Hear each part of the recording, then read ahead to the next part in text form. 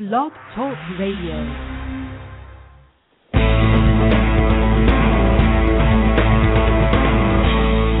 Welcome to Sex, Lies, and Consciousness with your luscious hostess, May Vu, broadcasting live every Monday at 12 noon Pacific Time.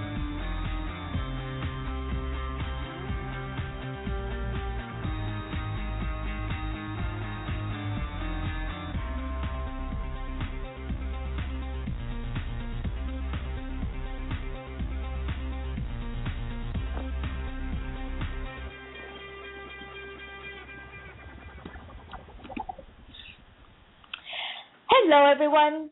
I have another awesome Sex, Lies, and Consciousness show for you today.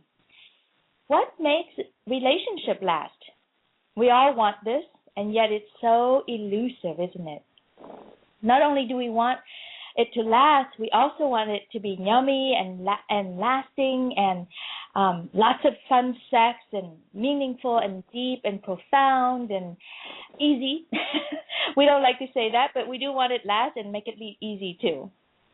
And so today that's what I'm hoping that we will be exploring with my friend Lance.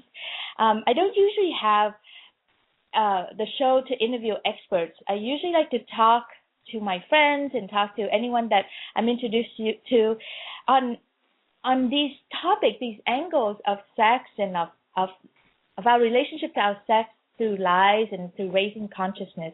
And today's a little different because my friend Lance actually did a study, and he studied 86 gay couples who are who are in long-term relationship, and he studied on what were the components that made him last. And I thought that would be so much fun for him to share what he learned.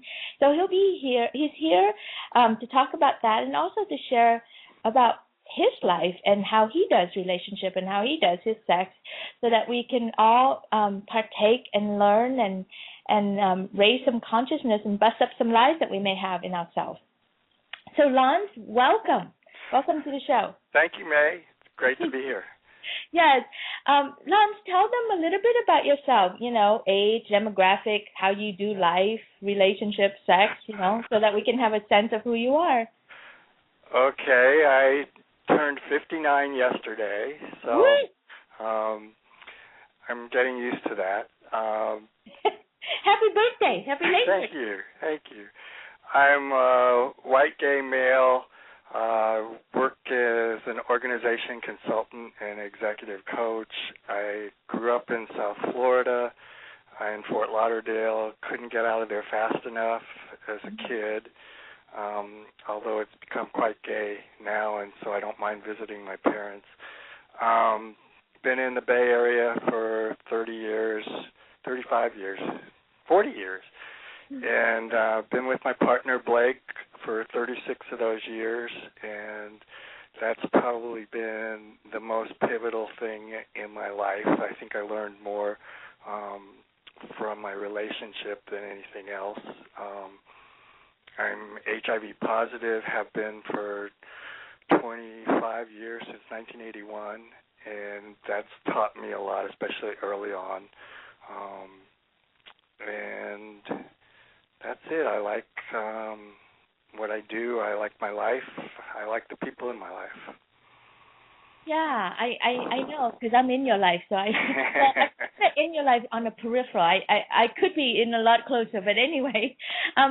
So tell me a little bit more about, how do you do, where are you in that relationship and sex with your partner? Are you guys monogamous? Are you open relationship? How does that play out for you? Well, May, we grew up in the late 70s, or came of age in the late 70s when the whole gay revolution was happening, and so there was lots of sex, and it was considered sort of a political act to have lots of sex. In fact, I think for us it felt like we were really old school and doing something wrong because we were in a relationship, and most everybody we knew wasn't. So we were open. We had an open relationship from the beginning. Blake and I split up for after about a year, and he got involved with someone else, and the three of us lived together for 2 years. And so during that period, Blake had two partners, me and Kent and I were best friends. And so we had a little bit of taste of polyamory, I guess you'd call it now. From that point on, we've been open, other than there were times during the AIDS epidemic where we didn't go out at all, and but generally we've been open that whole time, and the way we've done that or the way that looks has really varied over time. And I'd say at this point in our lives we're not monogamous, but we're not out there having the kind of, outside sex that we were having 20 years ago or 10 years ago even. Wow. So that's just age. You pretty much covered the span of it. Yeah, we've been through a lot. We're old. You're old and experienced. Yeah, and hopefully wise. I think so. I definitely think so. Knowing you personally and from our previous conversations and all that stuff, you have a lot of wisdom and a lot of acceptance and a much broader view of sexuality and relationship than I do, or than most of the people that I know. Well, thank you. One of the things that I thought was quite amusing about the study is we wanted to do a study and find out what people were doing and what we could learn from it. But we also had this sort of narcissistic sense of, well, we'd been through a lot, we tried different things, and what we were doing was working, so maybe we had some kind of answers that would be useful to share. And what was fascinating is maybe 4 or 5 interviews into it, we realized very clearly that every relationship is so different that there aren't, universal answers. It was really an eye-opener to us how diverse relationships are. And so what works for us really doesn't have all that much relevance to someone else, but it is useful in terms of giving people ideas and options and getting them to think about stuff. Well, that sucks. I want a foolproof stamp insurance guarantee answers. Yeah, well, I think that's partly gay men tend to be more open in their relationships than probably straight couples. The statistics show anywhere from 50% to 70% of long-term gay male relationships have some kind of agreed upon way of having open relationships. So it's not that they're just cheating. And I think part of that may be because it's men with men, but I also think as gay men, we kind of had to invent what our relationships look like. So I think there's a comfort with not having the answers and not knowing exactly what things should look like and not having a clear model that in some ways gives you a lot of freedom to experiment and expect that you will experiment. Mm. Yeah, that's not what I grew up with. Yeah. No, that wasn't the message that I grew up with. I grew up with the message that you get your experiment done, and the minute you say I do with someone, you no longer experiment, and if you do experiment, only with that person. Right. And if that person is limited, then you're stuck there for the rest of your life. You're going to have to come back and try it again. Part of the package is you have kids, and so you don't have sex anymore anyway. Right. It's like you don't have time, you don't have energy, and I think that's, there's certainly gay men that are being parents now, but I do think there's more time and energy in a lot of gay men's lives because they don't have children, that they think of these things and indulge in these things.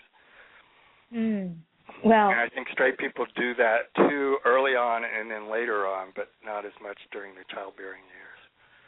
Yeah, it's so funny because I know I'm light and I'm laughing about it, but I felt a big pain, when I said that. I'm just like, gosh, I wasn't invited to experiment. Experiment is always looking at such a bad thing. And then you're right, you put the kids in the picture, and it's just like, who has time? I'm exhausted. I don't want to experiment all that. And then there's the other side too that flashed by, and I don't want to step on that, which is there's also a way that we make experimenting so wrong that even with this conversation, I can see you sharing it, and I can hear these noises in my head like, oh God, I hope people don't discount this conversation just because you're a gay man talking about gay relationship. Like, don't throw that away as if like, oh, that's just gay people. They do that. We proper people don't do that. I just felt that pain also. Well, if they're listening to your show, they're probably over that. Okay, thank you. Off we go. You're right. And this is the Bay Area, so. Okay. Well, tell me a little bit more about your finding, the thing that surprised you. I don't think we had any earth-shattering surprises, and I think if gay men my age read the study and it's a little ho-hum, it's like, yeah, we know that stuff. But it is very useful to younger gay men because they tend to start out their relationships monogamous now, and they're not aware and not privy to what's come before them and some of what was really prevalent before. We did find out, we had a lot of little surprises. Well, hang on. Let me just add one point in here. When you said it's useful for younger gay men, and I just realized that it's also useful. I'm going to just speak for my group. It's also useful for women to hear this. I'm hoping. I mean, my demographic is I'm 40 something, almost 50, right? So who have done marriage and who've done it the one way. And I know that I'm not the only one. I have a lot of girlfriends who are in the same boat, similar age, who want more from their relationship, but have never heard about it, have never been exposed to or encouraged to try other ways. So we can learn from you too. And I'm hoping that the younger women could listen to this and learn from it too, because, boy, I would hate to see them keep locking themselves in the same prison that we went through. Agree. Although I'm not really proselytizing this, I think. You might be. I was struck by the hardest part about the study was trying to get people to interview, and we met a number of very long-term couples that were monogamous and were happy and still had sex lives, so it's not like this is the only way. Yeah. But having said that, clearly this show is trying to give people license to experiment and think outside the box, so that makes sense to me. Well, I want to hear both. I want to hear about the couples who were monogamous and who stay and who still have great yummy sex life. And I want to hear about people who experimented and where did they fall down and what did they learn from that. Their unique stories are fine too. Well, we only studied couples who had agreement to be open. Mm-hmm. So the 86 couples, all of them had open relationships or some kind of agreement around that. Okay. We felt like we weren't, having never been monogamous per se, we didn't feel like we were in a good position to go out and interview and understand what that's like, and we figured somebody else could do that. But what we found, I think some of the surprises were that long-term couples were still having hot sex with each other after 10 or 20 or 30 years. Mm. We found that there was a subset of couples who weren't sexual with each other but were very loving and demonstrative and romantic, and they were I'd say the words thrilled that they could stay in relationship and not feel like they had to break up because they didn't have a good sex life between the two of them. Mm-hmm. So that was interesting. That was a subset, but I think that was an important subset. People that their model was, by you and me as partners being able to find outside people to have sex, it really frees us to stay together and be loving towards one another and not have resentment and not feel like we're missing out on, being sexual beings. Oh, wow. Say that again. That was so cool. It just feels, it's like, oh yeah, duh, but it was so refreshing to hear. And I found some couples who they never had great sex with each other, even though they were very much in love. So they're like, well, it's not like it just got stale. It wasn't all that good at the beginning, but they were clearly in love, and they were demonstrative. They were people that we enjoyed interviewing and being around, and they clearly enjoyed each other. But they didn't have, they just didn't have the chemistry in the bedroom, and they were like, well, this is stupid. Why should we not be in a relationship just because of that? And I found that refreshing too. That is so refreshing. It's like I when you said that, I realized that as a heterosexual couple, I just feel like, oh, I didn't realize that I had those two things so closely together that they collapse together. Like not having great sex can't mean that you're totally in love with each other. Right. Right? And if you're not having great sex, it means there's problems in the relationship. Right. And that may or may not be true. Yes, and then that also means that you can't just go and solve that or like separate that out and go, well, we don't have great sex with each other. That's okay. We totally love each other on all the other stuff. So let me go help you find a partner so that you can have great sex with them. That's just so freeing. Yep. I love your excitement. Well, it seems so simple. I'm like, how do we make this so complicated and so messy and so painful for each other? Well, I think it is complex and confusing, and because of it being so charged and emotional, there's a lot of shoulds in the way it's supposed to be, and you're doing it right or you're doing it wrong. We get in our own way. I used to have my friend Kent, that was our third, used to say, you don't put shit on candy, and so don't fuck up sex. Wait, I think that was deep wisdom talking there. What did he say? You don't put shit over don't candy? screw up your sex by getting all psychological and putting all these shits on it. It's like putting shit on candy. Don't make something good bad. Yeah. Yeah. Okay. What else did you find out?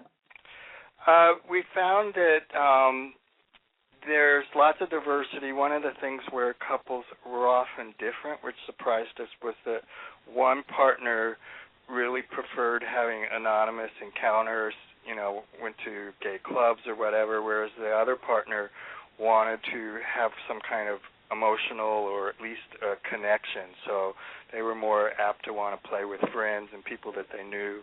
Mm. And that was a source of tension, but it was also something that, for the most part, couples worked out ways to handle that. Another surprise was a number of couples had rules about what they could and couldn't do, but there were a lot of couples that didn't have rules, and rules weren't a big, it just wasn't how they thought about it.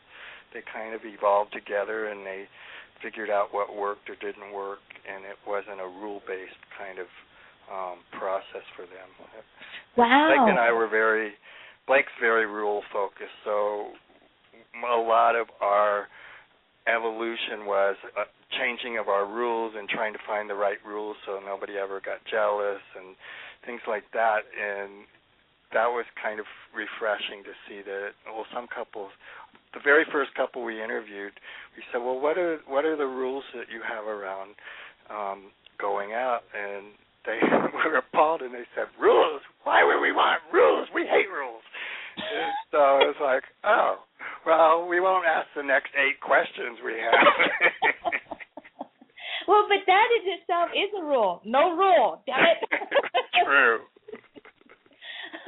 Wow, that really feels fuzzy, doesn't it? Like, how do they know then where the boundaries are? Or is it just go do it and then come back, and if it becomes a mess, then we work it through?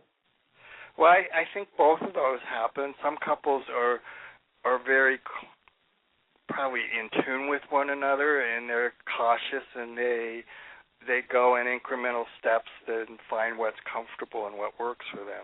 There are others that are probably reckless. They found out by falling in love with somebody else that maybe they wanted to have some limits around emotional involvement. I was struck by the number of couples that really didn't talk that. They had agreements to be open, but they didn't talk about it all that much, and that surprised me because I'm one of those people that process things a lot and enjoy it. And we certainly found that with the couples that were polyamorous, they talked a whole lot about what they wanted and their relationships and who they were meeting and all of that. But that wasn't the norm necessarily for the rest of the couples. Some couples were really open about who they had outside sex with, and for many, I think it fueled their own sexual relationship with each other. So it got brought into the bedroom that way. Other couples kind of kept it off limits. It's like, I don't want to hear about it. It makes me crazy. So, just do it and don't tell me about it. Well, I have to tell you, when I was writing up this show, and I was just thinking about this, I was pretty darn sure that there would be one rule, which is, heightened communication will allow you to do this. Like good communication will allow you to do this. But apparently that's not the case either. Well, I think that is the case. To some extent, I think it's the case. I don't see it as a rule, but when we asked people, what's the most important learning, what's most important to make this work, communication was like 80% of the couples mentioned that. Sometimes they said communication and we don't communicate enough, but they knew it was important. And I'll tell you one story that was, for me, probably stands out more than any other couple we interviewed. It was a couple up in Canada that had been together 30-something years, and they had been ostensibly monogamous that whole time, and several years before I interviewed them, they suddenly I think one of them got caught having sex with somebody else, and they came forward they'd been playing around all along, and so they really looked at that, acknowledged that, and decided that they wanted to have an open relationship. And what was fascinating to me, and this is after 30 years, they're finally coming out about this. They've been living together for 30 years and not talking about it. And what was fascinating is it really opened up their relationship. They started talking at a much deeper level about other things, not just sex. And so they were really excited about the discovery and discovering each other and sharing stuff with each other. And my guess is if I had met them, 3 years before, I wouldn't have had any of the kinds of conversations or would want to ever talk to them again. So that was interesting to me. I think being able to be honest about what you're doing sexually really bleeds over to everything else, being honest about other things too. That's another duh moment. I'm going to have to make a whole product line of duh. Exactly. It's so duh, I got to say it again. Being able to be honest with your sexuality and your preferences and your wants and desire bleeds into everything else in our life. Yeah, it does. And one of the things that even just for couples to acknowledge they're attracted to somebody else is a big first step for couples. Often, how many straight people do you know that, when the woman goes by, the guy's sort of allowed to say, gee, she's really hot. They're supposed to furtively look and not notice. Right. And same with the women. They don't. They talk to their girlfriends about it, but they don't talk to their husband.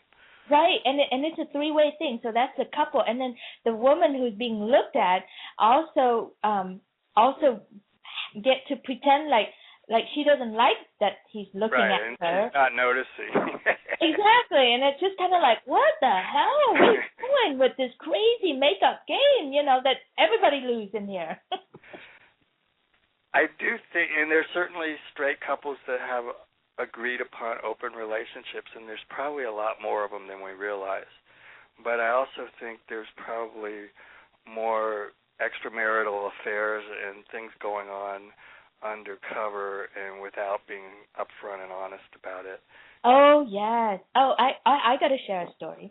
I remember when I was married for 18 years, and in our last few years, we innocently opened up our marriage, and we never cheat or lie to each other. I was always upfront with him, and so we consciously opened up our marriage to invite other people in, and I chose to be really open and told my girlfriends that. And one of my girlfriends said to me, after many months of sitting there and pretending like she's good with it, finally she said to me, it's like, I think there's something wrong with you two. I think there's something psychologically wrong with both of you. Like, why would you want to be open and talk about these things outside like this?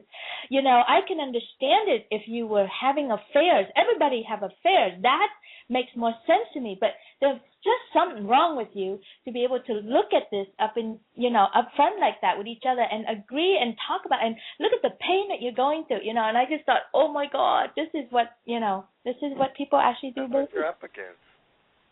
Yeah.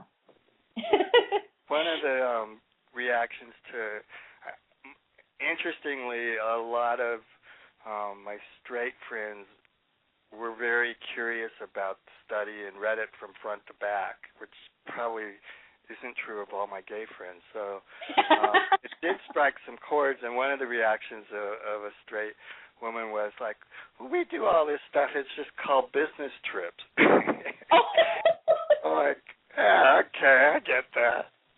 Yeah, it's so painful. It's just so painful. Anyway, what else? Well, there is something. Yeah. There is a real joy in being able to talk openly about something that's important to you, and part of it is because you're sharing something, and part of it is it creates a deeper intimacy. Well, duh. I'm going to have to rename this show. This show is called Duh. And I want to acknowledge how scary and painful it is, because it seems like you risk losing everything from being accepted with that person, from that. You could lose the relationship, you could lose how they look at you, you could lose your children, you could lose your house, you can lose everything that you made important about yourself by being honest about these things. I think that's true, and we found that in the community as well. Even though open relationships are really prevalent in the gay community, it's not talked about. And so many of the couples we interviewed said their friends didn't know.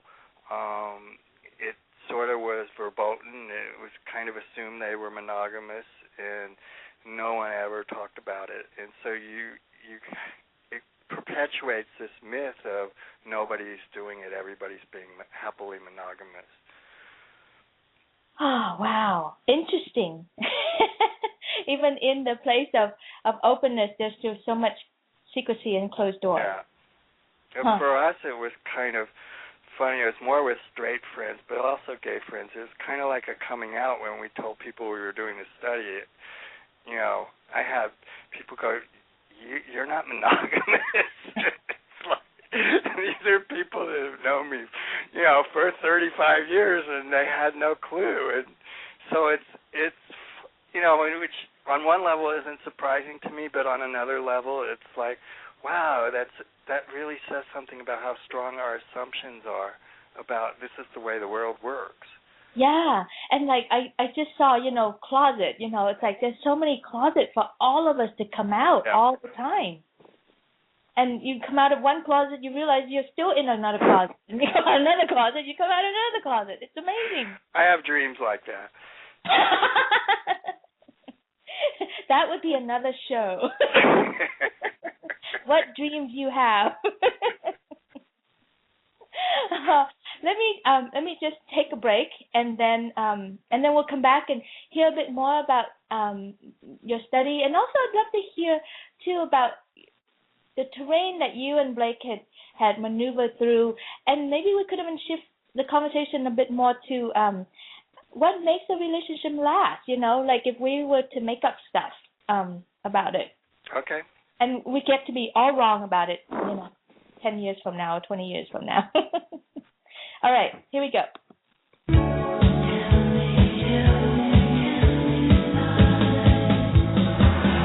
me lies, tell me sweet little lies. May is always looking for new angles on sex and lies to raise our consciousness. If you have ideas for a show, please contact her at may@mayvucoach.com. That's MAI@MAIVUcoach.com. Or go to her page on Facebook, Sex, Lies, and Consciousness. While there, please like her page and add your suggestions. Tell me lies, tell me sweet little lies.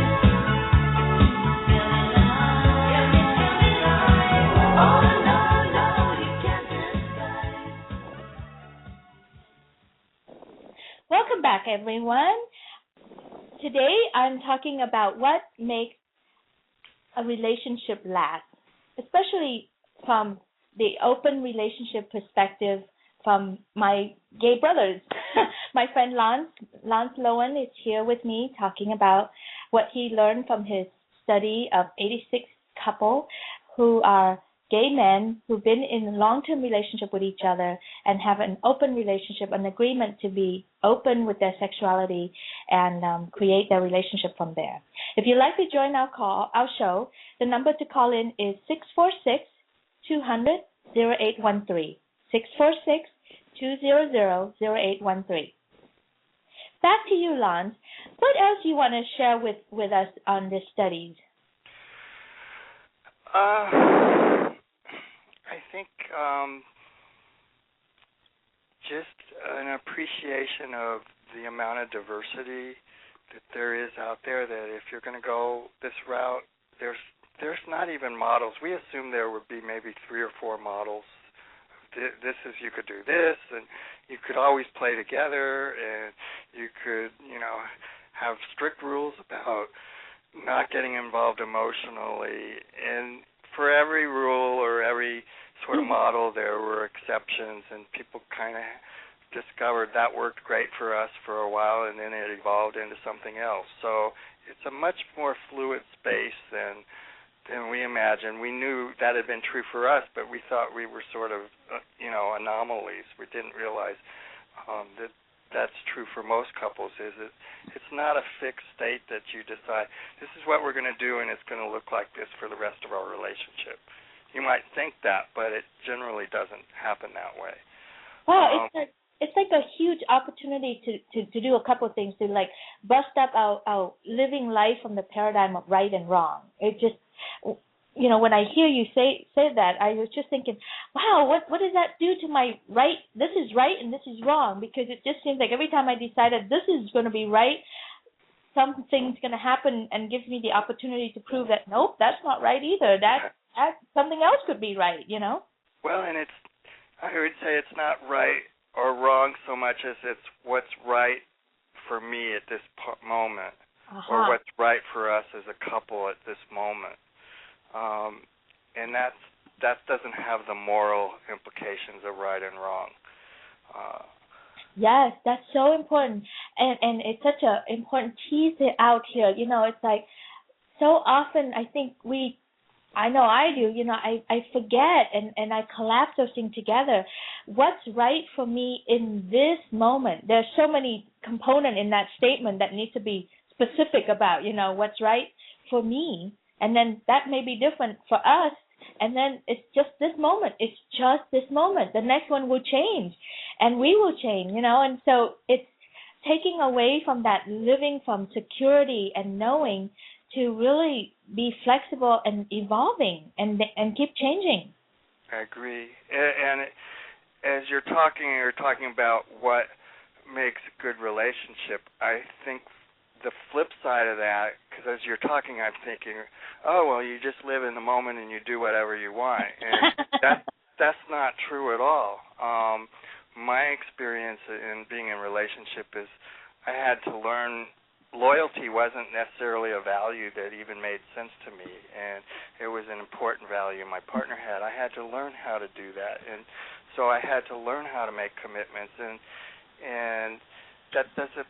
So right in the moment, maybe this doesn't feel right or this feels right, but I've got to be able to have the honest, the willingness, the integrity to be honest about that and communicate that. So if I'm having doubts, or I'm wanting to make choices, or I'm agreeing to whatever we committed to, but it's not working for me, I've got to have the balls to put that out there.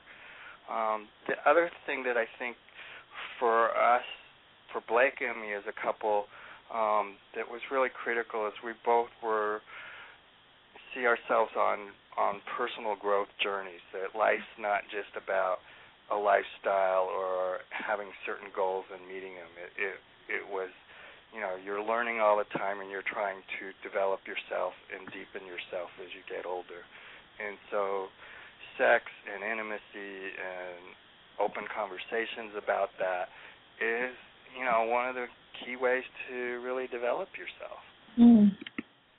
Yeah.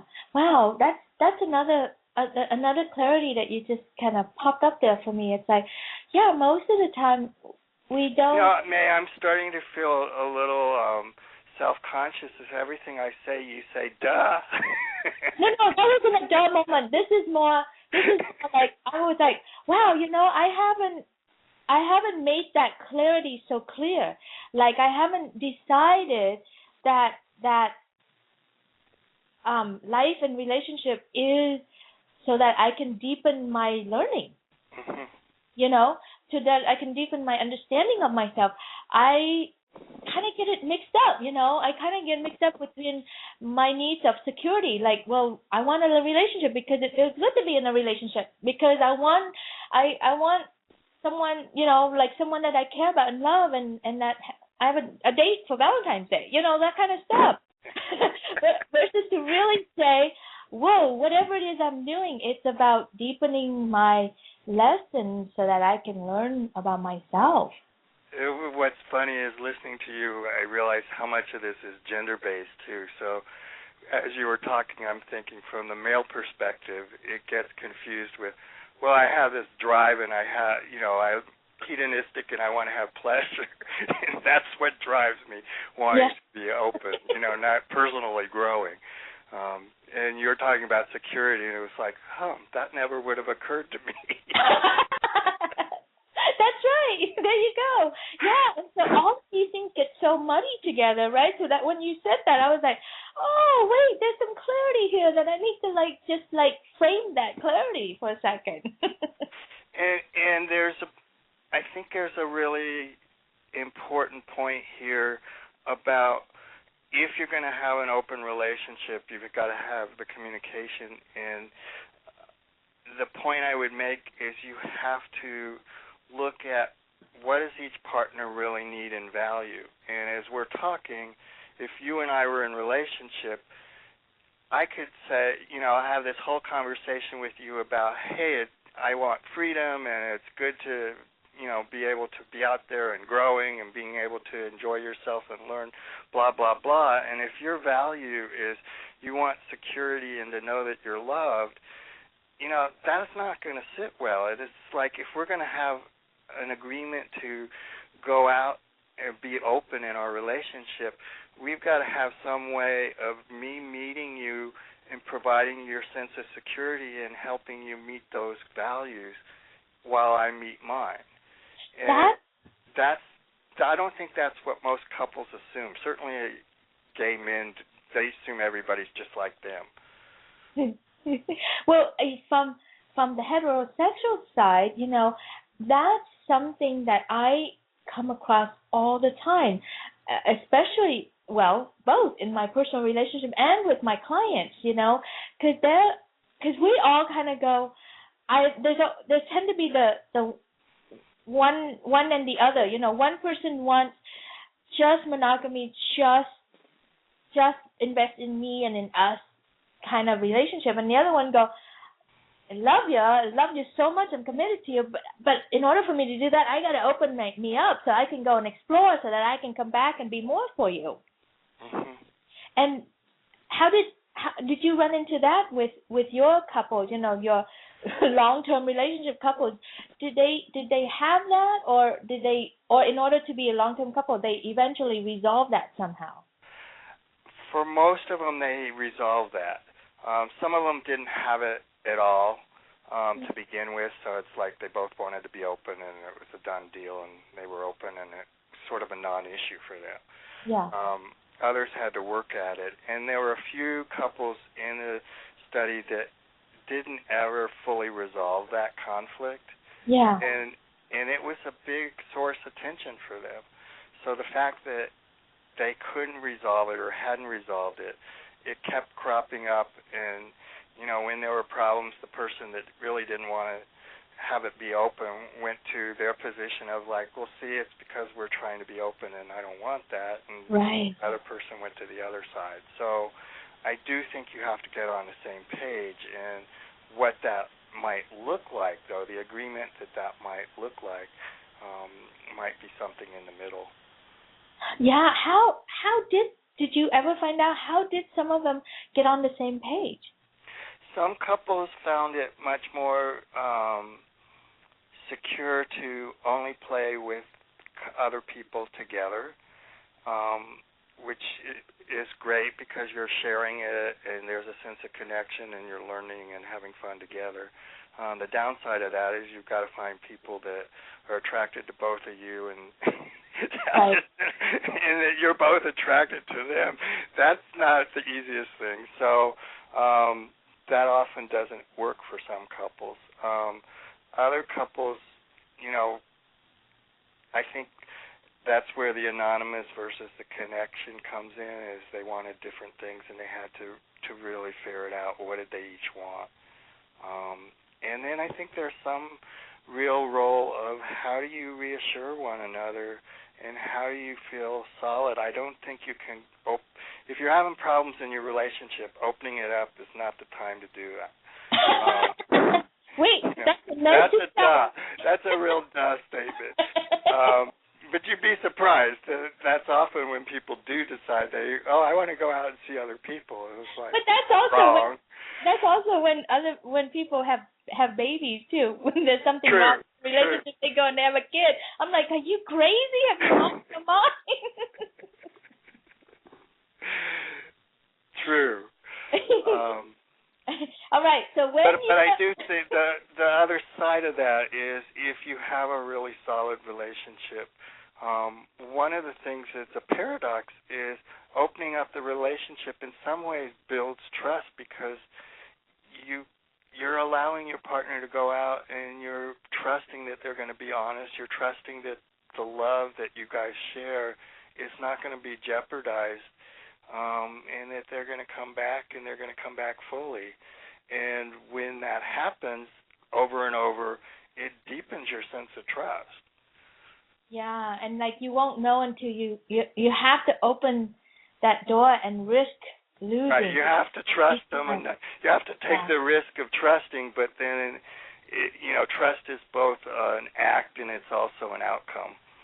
Yeah, and believe me, I am testament of like, wow, there was so much for us to trust in my own personal relationship with my ex-husband, and that's how come we could do it. And then we went out there and we didn't have the right guidance. I didn't ask help soon enough, and it just didn't work. We were just too arrogant to ask for help, and so that does happen. I'm just saying. Well, and I learned from it. The same way you said, the assumption is you're going to be monogamous and you put it all away. There's an assumption that people have, if we're going to open the relationship, then we're supposed to be able to do it in this free, easy way, and that's bullshit. It's not real life. So one thing I guess we could say is that this thing called relationship and sex, it's just not easy no matter how you do it. Agreed. There you go. That is something universal that we can say. Or I could say duh. What else?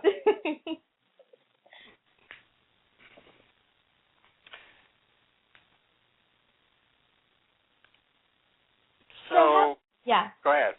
No, go ahead. I think the one thing I'd say about my own relationship is, to me, a big part of relationship is being attracted to differences. So I think most partners see things in their partner that they don't have and they'd like to grow in themselves. And so there's a dance around that, and over time, hopefully, instead of resenting those differences, you learn to incorporate them, you grow them in yourself, and you integrate that. And I think that's part of the excitement of being together is there's a growing and adding to your repertoire in terms of who you are as a person. Wow, that's not a duh statement. That's actually a very profound statement. Because hey, 1 out of 10, all right. Well, because it was like that is such a challenge. Because after a while, when the romance and the illusion wear off, the differences are rubbing really raw on both people, right? And it's so hard to see that difference as something worthy, noble, and something that you want to incorporate in yourself. We use it to beat each other over the head with. Yeah. It also comes up as you start to incorporate it, then you're annoyed by the other person still doing it.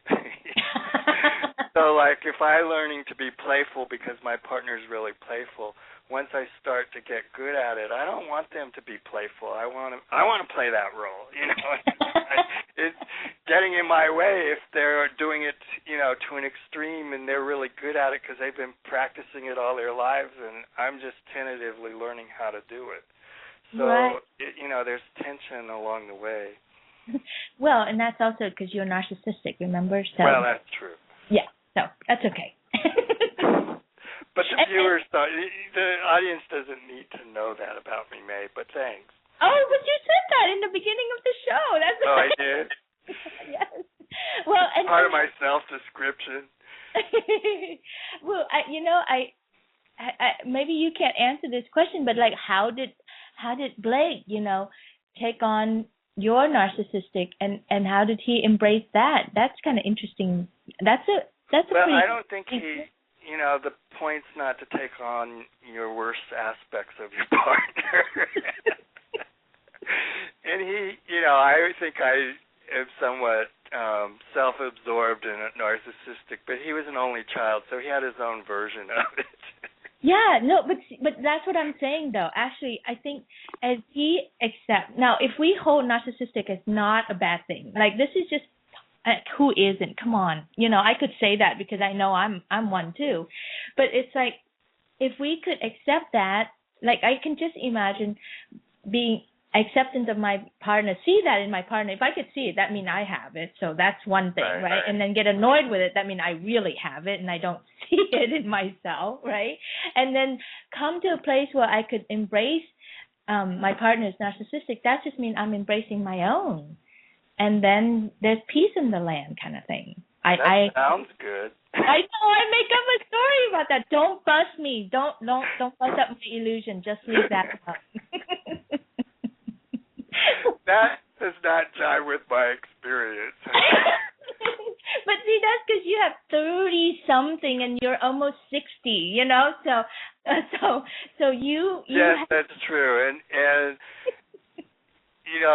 I always have felt like our relationship's been good and it gets better over time. But for us, we've been sort of in this honeymoon the last almost 10 years, and it's lasted. So there's something, and we worked really hard on our relationship for years, and our differences did take a lot of work. So there's been this kind of payoff that we weren't ever expecting. We always assumed we'd have to work really hard.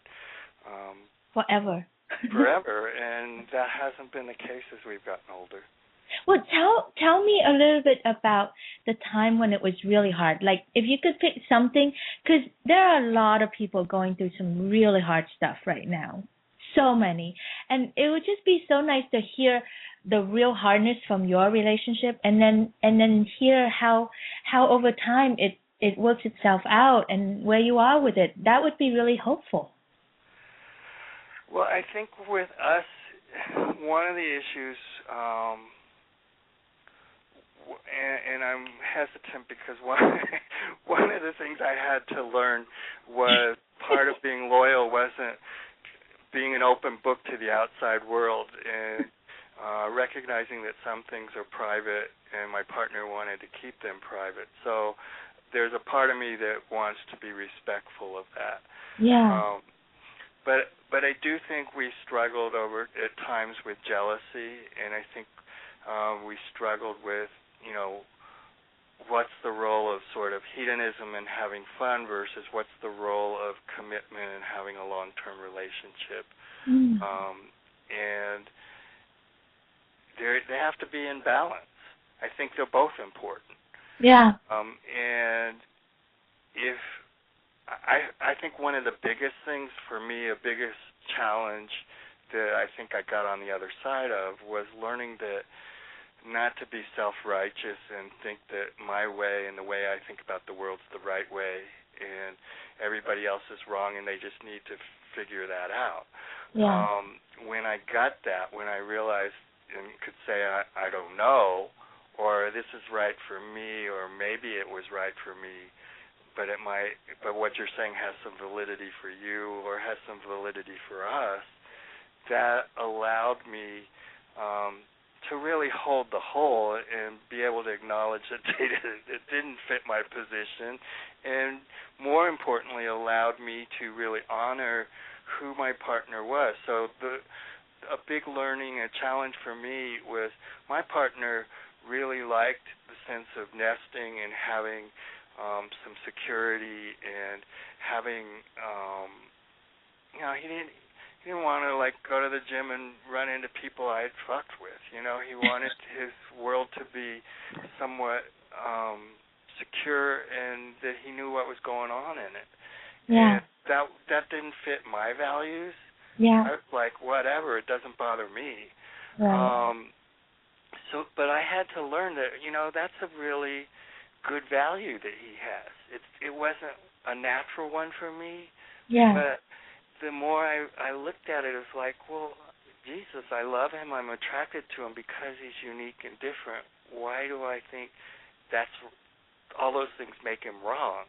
And so if I love him because he's different and he has some different values and he's bringing that to the relationship, then my work's really to honor that and to be respectful of that and see what I can learn from it. And when we started doing that, we really made some headway into our ongoing issues that we'd had for years and years about, what's the right way to do this or that.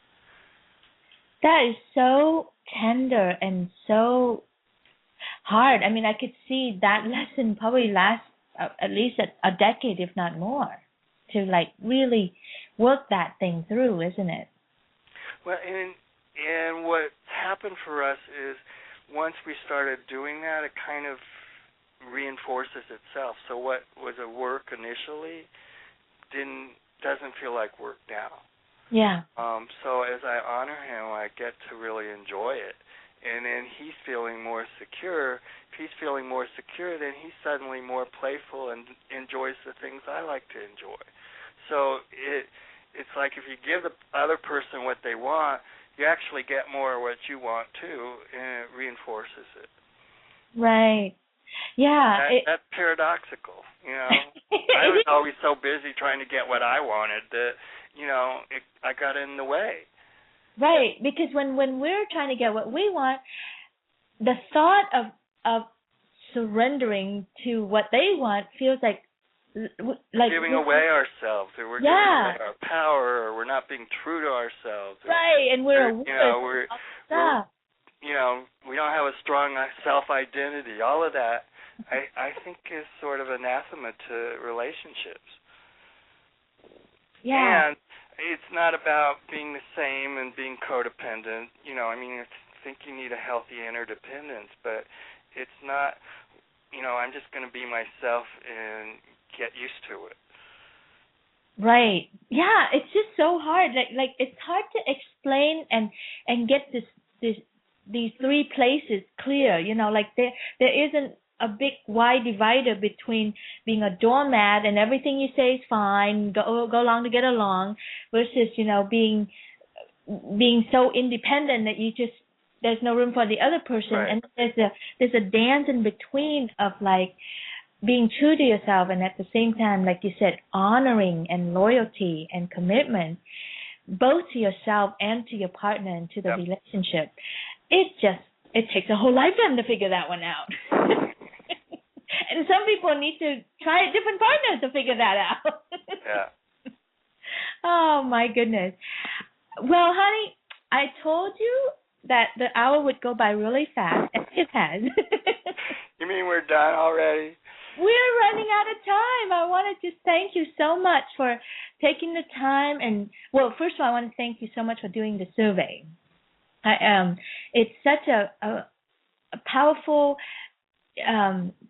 generous and loving message that you're carrying with the result of that survey.